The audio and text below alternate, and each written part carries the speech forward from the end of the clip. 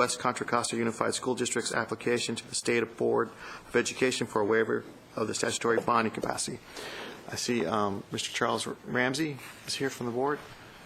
I do have a what? Madeline Cronenberg, President. Yeah. I didn't see Ms. Cronenberg. And Madeline Cronenberg is here as well, the president. So I have speaker cards on this matter. Maybe I should take those first then. Giorgio Costantino.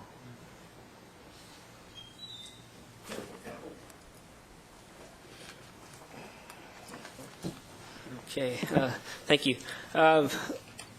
Okay, I got to say to President Cronenberg and to the board, you know, and Mr. Ramsey, and I'm not blindsiding you here.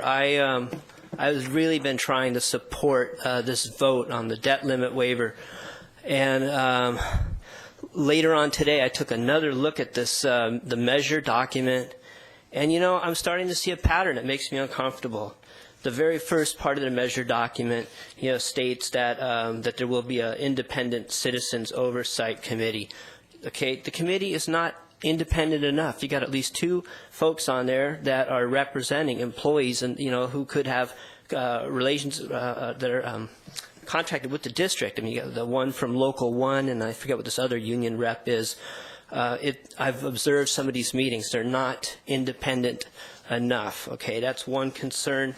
The language. I shouldn't have to look for look at the small print with my own school district. I go through this when I buy a car, and I expect it. Okay, but you know, you mentioned. Let's see. The wording says that it'll be within the legal rates and bonding capacity limits, and it wasn't until the last page with some giant paragraph that looks like, oh, apologize. I mean, it's just somewhere in there says we might need to request a waiver for the to exceed the current limit. Okay, combine that with the state of California, the Senate committee, Senate subcommittee on education had a document on their website with the hearings, which, by the way, that whole hearing document website has gone down ever since I started citing the document. You'll see a page that just says page not found if you go there. But I was able to find this document somewhere else, and it says, with respect to the school construction, California lacks the information to guide strategic K-12 infrastructure decisions. Concerns of distrust and inefficiency plague the school facilities program. California lacks the metrics and systems needed to ensure high-value return on state and local K-12 educational infrastructure investment. They may then make a recommendation that there be a state-level oversight committee for these construction programs. I wish we could maybe get some corrective actions in here, like right now, so that we could approve this waiver. Like, I would feel more comfortable with that if Lonnie Hancock came in here and said, oh yeah, it's in the works. We're going to have that oversight committee. And if you could then say the 2 members on the West Contra Costa Citizens Oversight Committee, they would be removed right now. Okay, if we could do some quick corrective actions, I'd feel better about supporting this waiver. I mean, you know, you add the fact that I had some concerns about the Hercules citizen, Anton Younger, how he was removed from that committee. I've questioned how that was done. I have some concerns about the fact that for 3 years we've been hearing that there'd be some software program or something to help monitor the projects. That still hasn't been put in place, and the best thing we got was a citizen volunteered an Excel spreadsheet that sounded better than this program we've been waiting 3 years and counting for from Mr. Fay. So I don't know how you've been monitoring the progress of these, all the, you know, with the development in the district. Look, I know it's politically, it's a bad thing to vote no, so you're probably all going to vote yes.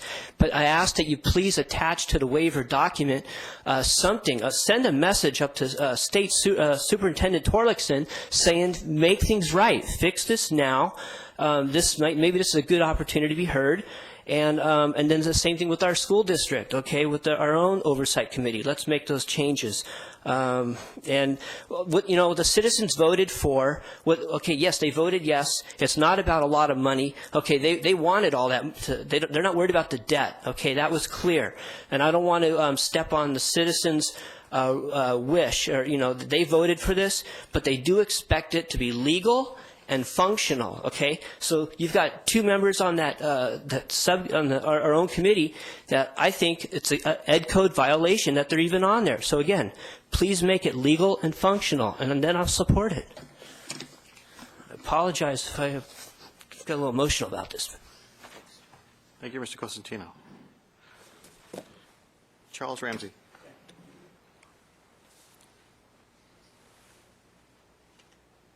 Just want to thank the council for their consideration tonight. We've gone through an extensive and detailed process. This is our third time appearing for this body. We've had presentations, we've had information, we've had testimony, we've had the consultants speak on the issue. We've also been able to develop information that's been provided about actually what the purpose of the debt limit waiver is. This is the final city of the 5 comprehensive cities that we have in the West Contra Costa Unified School District. I also want to mention that the Kensington Police Protection and Community Service District has also adopted this resolution. Tomorrow night we go before the Rodeo Hercules Fire District. This school district has been more transparent about this process than any district in the state of California in terms of applications. No district even asked any city for support. So we believe we respected this council. We've been able to respond. We have our experts here tonight to be able to respond to any additional questions that may happen.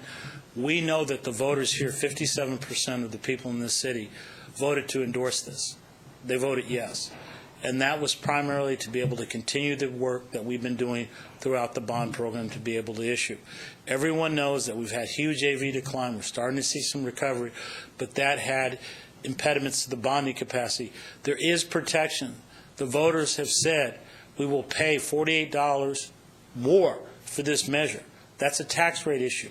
So they're willing to pay. We have to pay on something, which is the bonding capacity, which we have asked to be increased. So voters are not being duped here.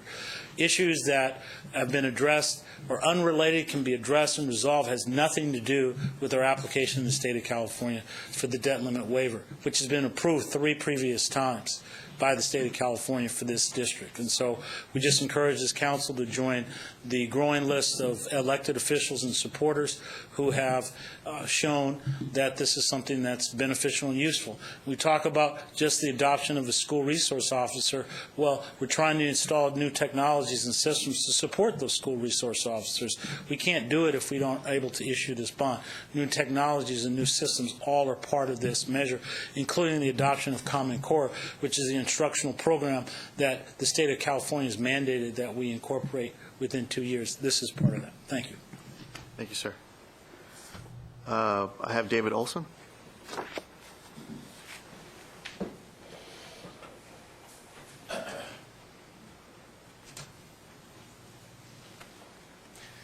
Thank you.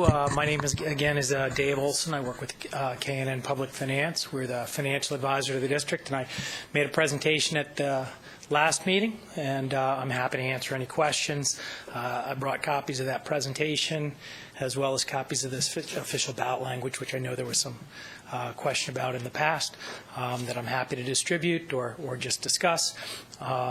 We heard earlier about, or let me say that this is an effort to get the same waiver for the 2012 Measure E that's currently in place for the 2010 Measure D bonds. So it's not an increase in the amount of debt that's outstanding, but to make that increase in connection with the most current measure as well. I also wanted to mention that we heard about Hannah Ranch earlier, and Hannah Ranch is one of the schools that's in need of some improvements. So with that, I'm happy to answer any questions.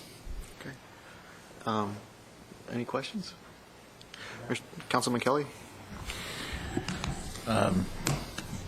Thank you, Mr. Mayor. For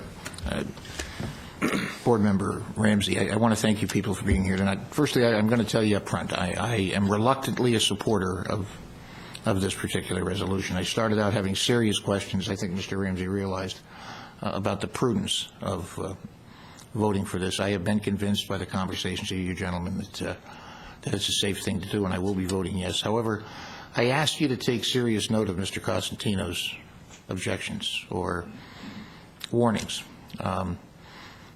I'm, as most people in the room know, a huge advocate of the most possible transparency. I ran on the idea that I wanted this to be the most transparent government in the state. I still want it to be.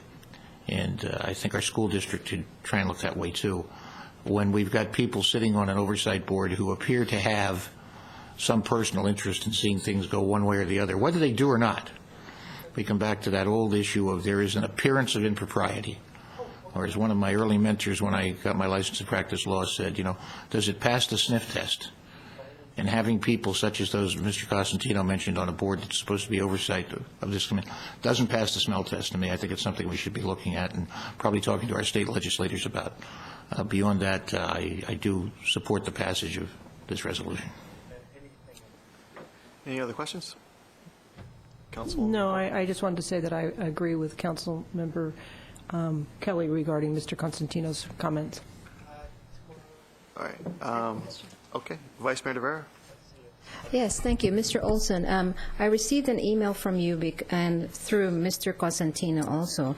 So I just wanted you to share, it is about the language that I had asked if it's really truly in the measure. And so can Yes, you share with them also not on just the language but also the public hearings on this bond?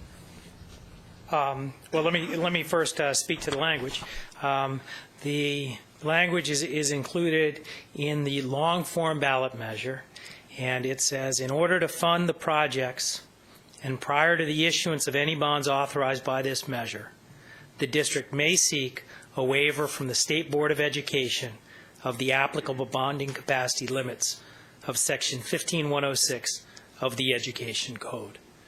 So that was in front of the voters at the time of the election. Certainly, Councilmember Kelly talks about transparency. This is a district that I think tries to run as transparent as any district that I know.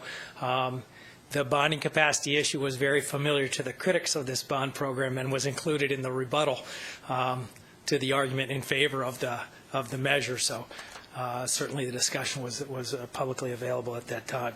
In terms of public hearings, I'm going to ask if you can be any more specific. You were saying that, there was a discussion on the waiver every time there was a town hall meeting maybe, or? Yeah, the waiver, the district runs a facilities subcommittee, Okay. which met earlier today and meets, is it once a month? Once a month, special meetings on occasion. It was a frequent topic at that, and when the measure was placed on the ballot, it was brought up at the school board meeting that there would be a need to get a waiver for this measure, just like there was on 2010 Measure D. And it was, I think, through those discussions that it became a matter of public record to be mentioned in the ballot arguments.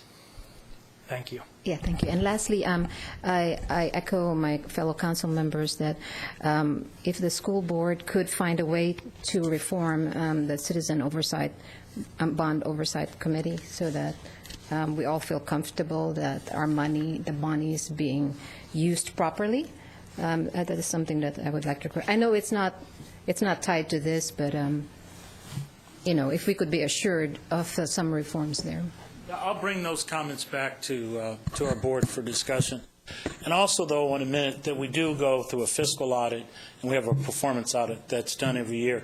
And we actually, as a board, spend more money on the audits than is legally mandated because we want to make sure that there is transparency for that. So we actually had a 180-page audit on the performance of the program. So I don't want to just leave it at that the Citizens Oversight Committee is the only level of engagement and investigation of the program. And so we pay Total School Solutions to do a comprehensive audit of the entire program. And that is obviously subject to, and we made sure we spent extra money because we wanted to be transparent and we wanted to have that accountability and those measures in there. In addition, I want to mention, we're the only school district in the state of California that has ever put any reference in to a need for a debt limit waiver. Alum Rock put nothing in their ballot measure. Jefferson Elementary put nothing, and they're going for a debt limit waiver. We're the only school district that's even made any reference to it, period, in the entire 30, 25, 27, 26 years that school districts have asked for bonds, and since 2002 for Prop 39 bonds. So I don't want people to see this in the sense that this is a normal thing. What we're doing is more of an exception rather than the rule, because we believe that it's important that we engage our constituents and let them know that we're going to be doing these kind of things. So I understand some of the comments made, but I've been around 20 years. And so individuals that are just coming in new, and I respond to Mr. Constant, I send an email, but I wish people take some more time to really thoroughly educate themselves before they engage in some ability to understand, because we do have audits, and they're more than just the oversight they're saying that's not happening. And so I will bring Total School Solutions here and give you a copy of the performance audits and have them do a presentation so that you can have some assurances of what is actually going on with the bond program. Just one additional comment. I believe the City of Hercules has somebody on the Bond Oversight Committee. And perhaps we could have them come and make a presentation at some periodically to us, so the public could hear. It's Mr. Wilkins, right? Mr. Boulanger. Boulanger. Yeah. He's right there. You can come by? Well, I don't mean to call him off guard tonight, but perhaps he could periodically come. Sure. And And also, my appointee tomorrow is a Hercules resident for the Bond Oversight Committee. Ken Jett is my appointee that we're approving tomorrow night as my representative, because I want to show that I do have a relationship with Hercules. So my appointee is actually a resident from the circuit of Hercules. Ken Jett will be my appointee, so you actually have another set of eyes on the Oversight Committee from the City of Hercules. Thank you. President Madeline Cronenberg, the West Contra Unified School District.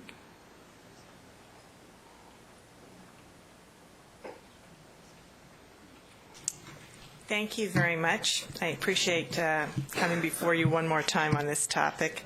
And I just want to add a couple of things. We have gone for the waiver before and obviously received it.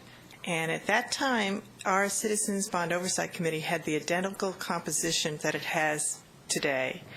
And there has never been any criticism, which is not to say that Mr. Costantino doesn't have a point, but I'm just saying this was not a point that was brought up before, nor that has been brought up in any of our performance audits, nor that has ever been brought up by the grand jury that has looked at our process. So this is a very new approach.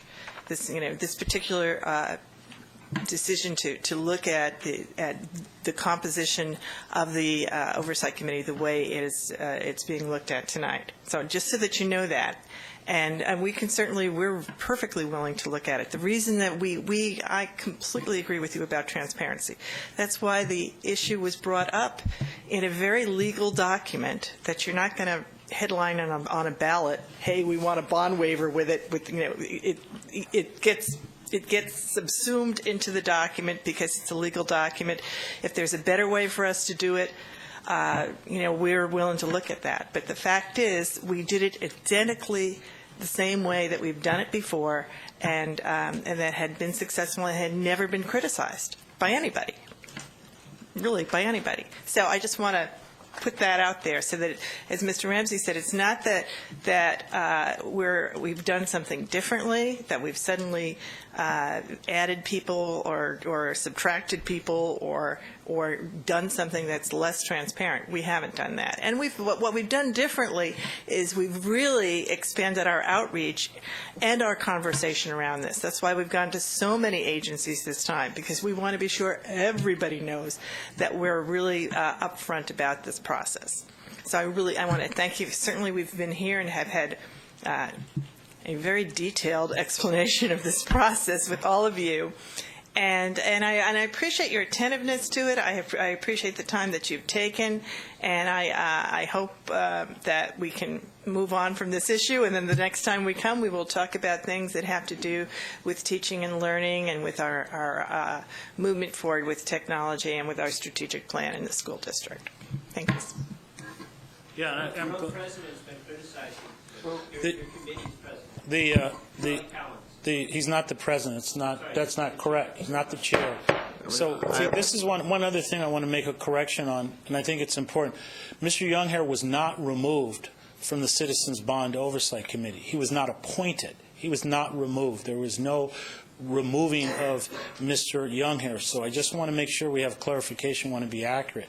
So it's just important to note that we don't have an acting chair right now. The person just resigned. The co-chair, the vice chair position was always vacant. So, because I'm the liaison to the Citizens Bond Oversight Committee, and Mr. Cowan's been gracious enough to serve in the interim because he was the secretary until they have a selection process. So that's just what's going on now. I'm very informed. I actually attend every CBOC meeting, and have for years. And so I just don't want to think just an individual who's come for 3 or 4 meetings speaks to the whole volume in every month of the last 10 years of what this committee stood for. So we'll just leave it at that, and hope we consider your support for this resolution. Okay. Are there any questions from council? Councilman Kelly? I'm afraid I may have rubbed salt in old wounds here.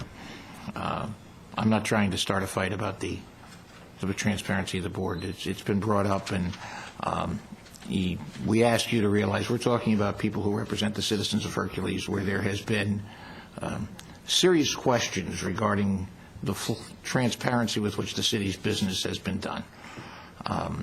As I said, my vote will be in favor of this. I hope we can pass it unanimously.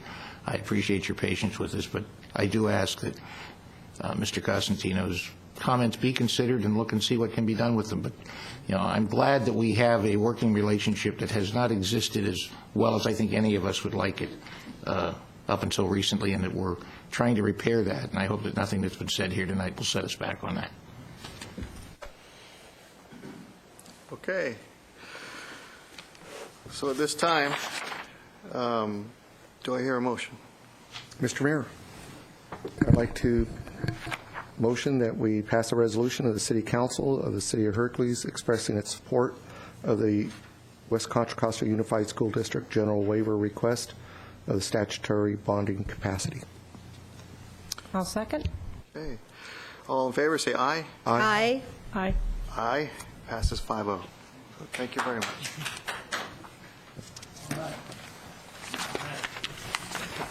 We're not going to see you for a while, huh? No, we see you every month. Every month. I'm the graduation student. Hercules. Well, no, we're gonna have another meeting. We'll have another joint meeting soon, right? Yeah, your fireworks is coming up with your fiscal emergency. You're not staying.